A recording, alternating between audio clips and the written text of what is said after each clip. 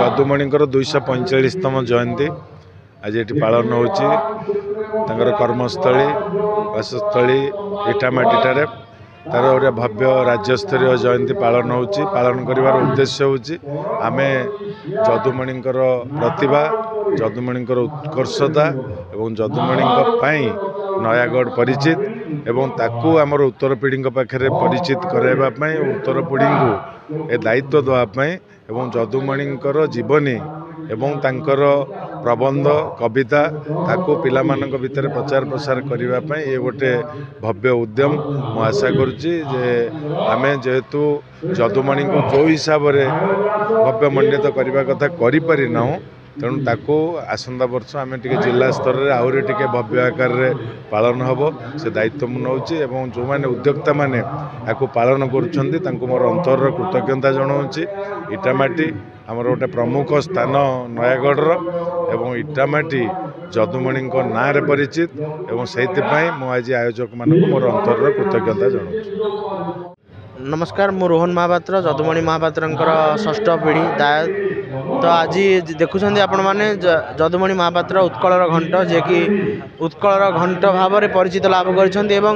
उत्कलर जनता को तांकर घंट स्वरूप कथारे बा कवितारे लेखारे सजा करैछन्ति एवं आज भी तांकर से घंट रूपक कथा कविता तार बहुत मायना रखे एवं आजिका समाज रे जदुमणि भली कवि माने आविर्भाव हबार आवश्यकता रही। तेज आज आपण देखुं ये जो सभार आयोजन करा राज्य स्तरीय जदुमणि जयंती यह जदुमणि क्लब एवं ओडिशा साहित्य एकाडेमी मिलित आनुकूल्य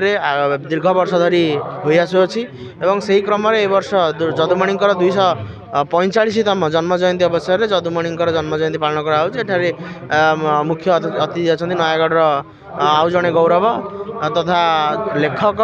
दास बेनहुर सर एवं मुख्य वक्ता भाव में से नयागढ़ माटीर आउ जड़े सुप्रसिद्ध कथाकार व्यंगकार सत्यनाश सर अच्छा श्रीजुत सत्यनाश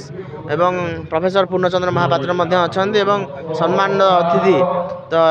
Debashish Pattanaik sir engineer Debashish Pattanaik sir अच्छा तेणुक सभा को बहुत सुंदर रूप से संचालना कर अशोक नायक सर। तो यही भाव में 245तम जदुमणि जयंती पालन करा जदुमणिकर ये जो सभार आयोजन कराई सभा ओडिशार केवल नुहे माने बहुत बड़ कथाटे हुए ये प्रतिभा मानू सम्मानित करा जाए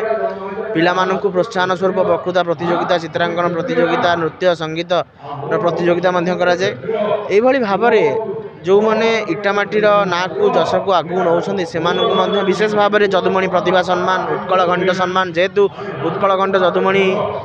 इटामाटी परिचित होती से भाव में प्रतिभा मानू सुजोग दे सम्मानित कर आगू बढ़ा जाए।